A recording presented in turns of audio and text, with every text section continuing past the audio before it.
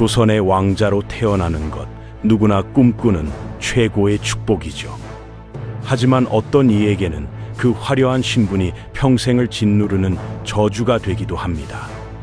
오늘 소개할 인물이 바로 그런 경우입니다. 신하들에게는 나라를 맡길 수 없는 허약한 군주로 의심받았고, 역사책에는 존재감 없는 왕으로 기록된 인물.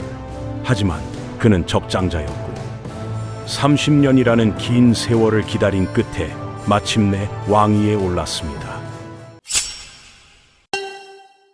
그의 이름은 경종.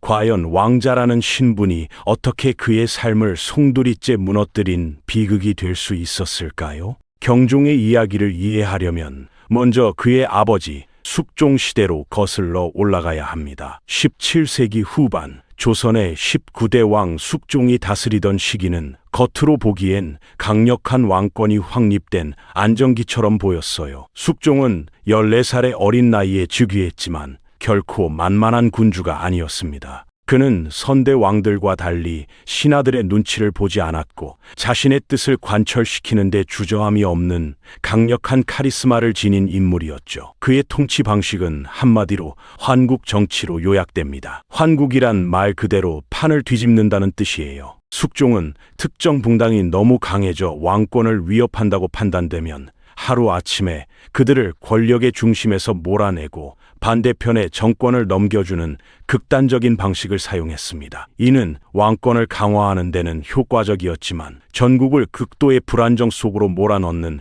양날의 검이었죠. 한번 판이 뒤집힐 때마다 수많은 인물들이 숙청당하고 피를 흘렸습니다. 조용할 날 없는 살벌한 정국, 그것이 바로 숙종 시대의 자화상이었어요. 당시 조선의 정치를 양분하고 있던 세력은 서인과 남인이었습니다. 이들의 대립은 단순한 정책 차이를 넘어 학문적, 지역적 배경까지 얽힌 뿌리 깊은 갈등이었어요. 숙종은 이 두 세력 사이에서 아슬아슬한 줄타기를 하며 왕권을 유지했습니다. 때로는 서인의 손을 들어주어 남인을 내치고, 때로는 남인에게 힘을 실어 서인을 견제했죠. 신하들은 언제 왕의 마음이 변할지 몰라 전전긍긍했고, 정치는 생존을 위한 처절한 싸움터가 되었습니다. 이러한 피비린내 나는 정치판에 또 다른 중요한 변수가 있었으니 바로 왕의 후사 문제였어요. 숙종에게는 정비인 인경왕후 김씨가 있었지만 그녀는 안타깝게도 젊은 나이에 세상을 떠났습니다. 뒤이어 왕비가 된 인영왕후 민씨는 덕망이 높고 현숙한 여인으로 칭송받았지만 오랫동안 아들을 낳지 못했어요.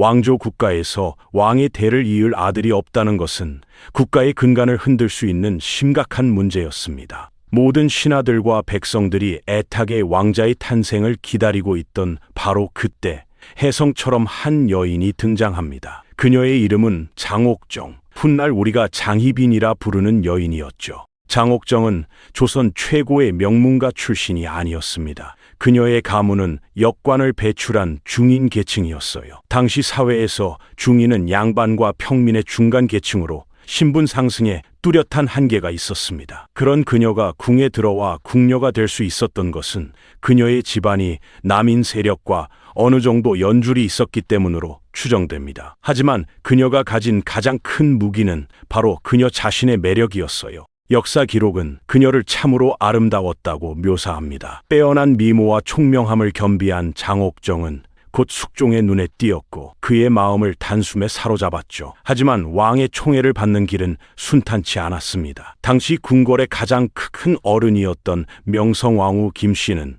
아들이 장옥정에게 빠져드는 것을 극도로 경계했어요. 명성왕후는 서인 세력의 든든한 후원자였고 남인과 연관이 있는 장옥정을 정치적인 위협으로 간주했습니다. 그녀는 결국 장옥정을 궁 밖으로 내쫓아버립니다. 숙종이라 할지라도 살아있는 어머니의 명을 거역할 수는 없었죠. 장옥정에게는 인생 최대의 위기였습니다. 하지만 운명은 그녀의 편이었어요. 몇 년 후 그녀를 미워했던 명성왕후가 세상을 떠납니다. 어머니의 그늘에서 벗어난 숙종은 한시도 잊지 못했던 장옥정을 다시 궁으로 불러들이죠. 오랜 기다림 끝에 다시 만난 두 사람의 사랑은 더욱 뜨겁게 타올랐습니다. 숙종은 그녀에게 수권이라는 후궁의 품계를 내리고 그녀를 지극히 아꼈어요. 인현왕후가 있었지만 숙종의 발길은 언제나 장옥정의 처소를 향했습니다. 그리고 1688년 10월 마침내 나라를 뒤흔드는 사건이 벌어집니다. 장옥정이 그토록 모두가 기다리던 왕자 숙종의 첫 아들을 낳은 것이죠. 이 아이가 바로 훗날 경종이 되는 이윤이었습니다. 30살이 되도록 아들이 없었던 숙종의 기쁨은 이루 말할 수 없이 컸어요. 그는 이 아들을 통해 자신의 왕위가 비로소 안정되었다고 생각했습니다. 하지만 이 아이의 탄생은 기쁨의 시작이 아니라 조선 역사상 가장 잔혹한 피바람의 전주곡이었습니다. 아들 이윤을 얻은 숙종은 이 기쁨을 공식적으로 확인받고 싶었습니다. 그는 아들이 태어난 지 불과 5달 만에 이 아이를 원자, 즉 다음 왕위를 이을 세자로 정하겠다는 폭탄 선언을 해요. 이를 원자 정후 문제라고 합니다. 숙종에게는 당연한 결정이었을지 모르지만 신하들에게는 엄청난 정치적 파장을 불러오는 문제였죠. 당시 정권을 잡고 있던 서인 세력은 결사적으로 반대하고 나섰습니다. 그들의 명분은 이러했어요. 저하, 아직 중전 마마께서 젊으시니 조금 더 기다리면 적자를 보실 수 있을 것입니다. 후궁의 아들을 이토록 서둘러 원자로 정하는 것은 예법에 맞지 않습니다. 이는 표면적인 이유였고 그들의 진짜 속내는 따로 있었어요. 만약 장옥정의 아들이 세자가 되면 남인 세력이 외척으로서 막강한 권력을 휘두를 것이 뻔했습니다. 서인으로서는 자신들의 정치적 생명이 끝장날 수도 있는 일이었죠. 서인의 영수였던 노학자 송시열은 상소를 올려 숙종의 결정을 정면으로 비판했습니다. 그는 중국 송나라의 예를 들며 후궁의 아들을 급하게 세자로 책봉하려다 나라가 혼란에 빠졌던 역사를 상기시켰어요. 이는 신하로서 할 수 있는 가장 강도 높은 간언이었지만 안 그래도 서인 세력의 강성함을 못마땅하게 여기고 있던 숙종의 분노에 기름을 붓는 격이었습니다. 결국 숙종의 분노가 폭발했어요. 1689년 그는 자신을 반대한 서인 세력을 모조리 파직시키고 유배를 보내는 대대적인 숙청을 단행합니다. 송시열은 제주도로 유배되었다가 결국 사약을 받고 죽음을 맞이했으며 수많은 서인 관료들이 목숨을 잃거나 쫓겨났죠. 이 피비린내 나는 사건이 바로 기사환국입니다. 기사환국으로 서인 세력은 괴멸적인 타격을 입었고 그 빈자리는 장옥정을 지지하던 남인 세력이 차지했어요. 권력의 판이 완전히 뒤집힌 것이죠. 그리고 숙종은 여기서 멈추지 않았습니다. 그는 서인의 정치적 기반이었던 인현 왕후를 아무런 잘못이 없음에도 불구하고 왕비의 자리에서 폐위시켜 서궁으로 내쫓아버렸어요. 그리고 마침내 자신이 사랑하는 여인 장옥정을 새로운 국모 조선의 왕비로 책봉합니다. 장옥정은 마침내 조선에서 가장 높은 여인의 자리에 올랐고 그녀의 아들 이윤은 명실상부한 왕세자가 되었습니다. 하지만 이 모든 영광은 수많은 사람들의 피와 눈물 위에 세워진 것이었어요. 갓 태어난 이윤은 알지 못했지만 그의 탄생과 세자 책봉은 조선을 거대한 피바람 속으로 몰아넣었습니다. 그의 삶은 시작부터 비극의 씨앗을 품고 있었던 거죠. 어머니 장씨가 중전의 자리에 오르면서 어린 세자 이윤의 지위는 반석 위에 오른 듯 보였습니다. 그는 아버지 숙종의 지극한 사랑을 받으며 자라났어요. 숙종은 총명한 아들을 대견스러워했고 직접 그를 가르치며 세자 교육에 공을 들였습니다. 하지만 화려한 궁궐 생활 이면에는 짙은 불안의 그림자가 드리워져 있었습니다. 세자 이윤은 유난히 몸이 약했어요. 어릴 적부터 잔병 치레가 잦았고 체구도 왜소했습니다. 어머니 장씨를 왕비로 만들기 위해 벌어진 기사환국의 피비린내 나는 광경을 직접 보지는 못했겠지만 궁궐 내에 흐르는 팽팽한 긴장감과 적대적인 분위기는 어린 세자의 예민한 감수성을 끊임없이 짓눌렀을 거예요. 자신과 어머니 때문에 수많은 사람들이 죽거나 쫓겨났다는 사실은 알게 모르게 그의 마음에 무거운 짐이 되었을 수 있습니다. 게다가 상황은 또다시 급변하기 시작했어요. 변덕스러운 숙종의 마음이 장희빈에게서 서서히 멀어지고 있었던 것이죠. 권력의 정점에 오른 장희빈은 예전의 겸손함을 잃고 오만해졌다는 평가를 받기 시작했고 질투심이 강한 모습을 자주 보였다고 합니다. 이러한 모습에 실망한 숙종은 폐위되어 궁궐 한편에서 조용히 지내고 있는 인현 왕후를 그리워하기 시작했어요. 이 무렵 숙종의 마음에 새로운 여인이 들어옵니다. 바로 무수리 출신의 숙빈 최 씨였죠. 그녀는 인현왕후를 진심으로 섬겼던 인물로 알려져 있으며 우연한 기회에 숙종의 눈에 띄어 총애를 받게 됩니다. 그리고 1694년 그녀는 아들을 낳아요. 이 아이가 바로 훗날 경종과 왕위를 두고 경쟁하게 되는 연인군, 즉 영조입니다. 연인군의 탄생은 조선의 정치 지형을 다시 한번 뒤흔들었어요. 숙빈 최 씨는 몰락했던 서인 세력과 자연스럽게 연결되었습니다. 서인들은 건강하고 총명한 연인군에게서 새로운 희망을 보았죠. 이제 궁궐에 두 명의 왕자가 존재하게 된 것입니다. 한 명은 중전의 아들이자 공식적인 세자인 이윤, 다른 한 명은 후궁의 아들이지만 건강하고 총명하며 서인들의 지지를 받는 연인군. 이러한 상황은 숙종에게 또 다른 정치적 카드를 쥐어주었어요. 1694년 숙종은 또다시 판을 뒤집습니다. 그는 장희빈을 왕비로 세운 것을 후회한다는 뜻을 내비치며 남인 세력을 몰아내고 서인 세력을 다시 불러들이죠. 이를 갑술환국이라고 합니다. 이와 함께 폐위되었던 인현왕후가 다시 왕비로 복위되고 왕비였던 장희빈은 다시 후궁 희빈으로 강등되는 치욕을 겪게 됩니다. 하루아침에 어머니가 왕비에서 후궁으로 내려앉는 모습을 지켜본 세자 이윤의 심정은 어떠했을까요? 당시 그의 나이는 겨우 7살이었습니다. 자신의 지위가 얼마나 불안정한 것인지를 뼈저리게 느꼈을 거예요. 그의 동생 연인군은 아버지 숙종의 사랑을 듬뿍 받으며 무럭무럭 자라났습니다. 건강하고 활달한 연인군과 병약하고 내성적인 세자 이윤은 모든 면에서 비교의 대상이 되었어요. 서인 신하들은 노골적으로 세자를 교체해야 한다는 목소리를 내기 시작했습니다. 병약한 세자 대신 총명한 연인군을 새로운 세자로 세워야 한다는 주장이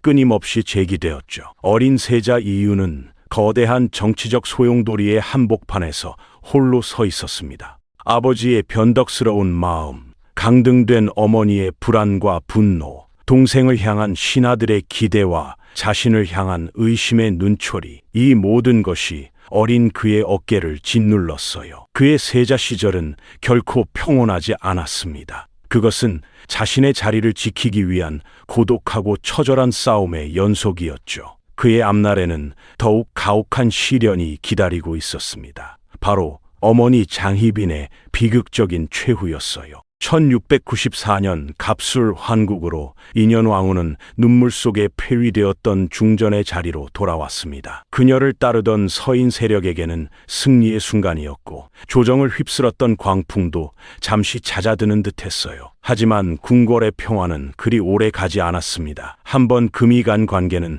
결코 예전으로 돌아갈 수 없는 법이죠. 숙종의 마음은 이미 인현왕후를 떠나 새로운 총애인 숙빈 최 씨에게 향해 있었고 희빈으로 강등된 장 씨는 폐위된 왕비가 돌아온 이 상황을 견딜 수 없는 치욕으로 여겼습니다. 궁궐 안에는 보이지 않는 증오의 강이 흐르고 있었어요. 돌아왔지만 실권 없는 왕비 인현왕후, 왕의 총애를 한몸에 받으며 아들 연인군과 함께 새로운 세력의 중심으로 떠오른 숙빈 최 씨, 그리고 한때 국모의 자리까지 올랐다가 나락으로 떨어진 채 복수의 칼날을 갈고 있는 희빈 장 씨. 이 세 여인의 갈등은 그대로 조정의 당파 싸움으로 이어졌습니다. 인현왕후와 숙빈 최 씨의 뒤에는 서인 세력이, 희빈 장 씨의 뒤에는 재기를 노리는 남인 잔당과 일부 서인이 희미하게 남아 연결되어 있었죠. 이 위태로운 균형의 중심에는 세자 이윤이 있었습니다. 그는 공식적인 차기 왕위 계승자였지만 그의 어머니는 왕의 미움을 받는 죄인이었어요. 신하들은 세자를 볼 때마다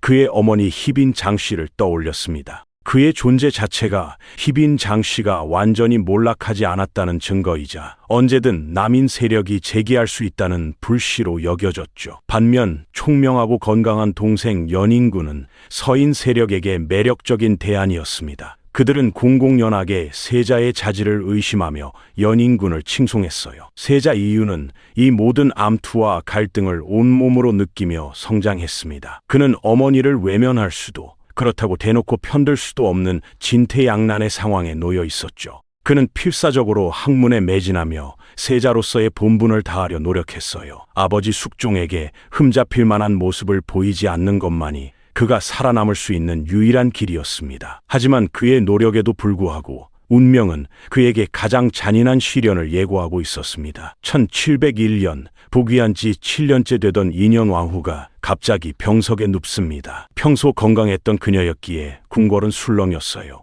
병세는 급격히 악화되었고 온갖 약을 써도 차도가 없었습니다. 그리고 그해 8월 14일 인현왕후는 35세의 젊은 나이로 한 많은 생을 마감하죠. 그녀의 죽음은 단순한 병사가 아닌 것처럼 보였습니다. 궁궐에는 그녀가 누군가의 저주를 받아 죽었다는 흉흉한 소문이 돌기 시작했어요. 모든 의심의 화살은 단 한 사람, 인현왕후와 평생의 안연이었던 희빈 장씨를 향하고 있었습니다. 인현왕후의 장례가 채 끝나기도 전에 숙종에게 충격적인 고변이 들어옵니다. 고변의 주체는 놀랍게도 숙빈 최씨였어요. 그녀는 숙종에게 눈물로 호소했습니다. 전하, 중전 마마께서는 병으로 돌아가신 것이 아니옵니다. 희빈 장씨가 자신의 처소인 취선당 서쪽에 신당을 차려놓고 밤낮으로 중전 마마를 저주하여 돌아가시게 한 것이옵니다. 숙종의 분노는 하늘을 찔렀습니다. 그는 즉시 신당을 수색하라는 어명을 내렸어요. 그리고 그곳에서 발견된 것은 상상을 초월하는 끔찍한 물건들이었습니다. 인현왕후의 형상을 한 인형의 가슴에 수십 개의 바늘이 꽂혀 있었고 그녀의 생년월일을 적은 부적들이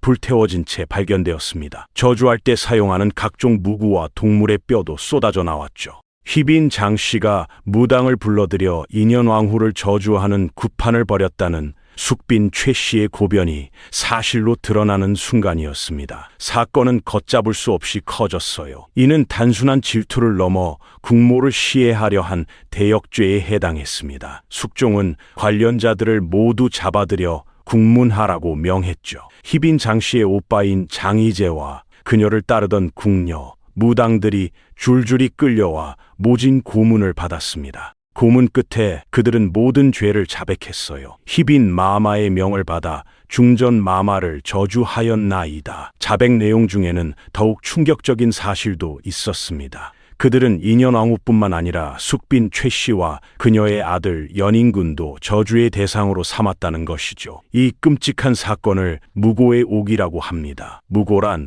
무술과 저주로 사람을 해치는 것을 의미해요. 이 사건은 희빈 장씨와 남인 세력에게는 회생 불가능한 치명타였습니다. 숙종은 한때 자신이 그토록 사랑했던 여인의 추악한 민낯의 치를 떨며 경악과 분노에 휩싸였어요. 그는 이 사건에 연루된 모든 이들을 단 한 명도 용서하지 않으리라 결심했습니다. 조선 궁궐에는 다시 한번 피바람이 불기 시작했고 그 칼날의 최종 목적지는 바로 세자의 어머니 희빈 장씨였죠. 어머니가 대역죄인으로 몰렸다는 소식은 당시 14살이었던 세자 이윤에게는 청천벽력과도 같은 일이었습니다. 그는 이 모든 상황을 믿을 수가 없었어요. 하지만 궁궐 전체가 어머니를 죄인으로 지목하고 있었고 아버지 숙종의 분노는 그 누구도 막을 수 없을 정도로 거셌습니다. 숙종은 먼저 희빈 장씨의 오빠인 장희재와 남인 핵심 인사들을 처형하라는 명을 내렸어요. 이제 남은 것은 희빈 장씨 한 사람이었습니다. 신하들은 연일 상소를 올려 희빈 장씨에게 사약을 내려야 한다고 주장했죠. 법도에 따르면 세자의 어머니라 할지라도 국모를 시해하려 한 죄는 용서받을 수 없다는 것이었습니다. 세자 이유는 결단해야 했어요. 침묵하고 있으면 어머니를 버리는 불효자가 되고 나선다면 대역죄인의 아들로서 왕의 결단에 맞서는 반역자로 몰릴 수 있었습니다. 그의 정치적 입지는 그야말로 풍전등화였죠. 하지만 그는 아들로서의 도리를 외면할 수 없었습니다. 이유는 아버지 숙종이 머무는 대전 앞으로 달려갔어요. 그는 차가운 돌바닥에 엎드려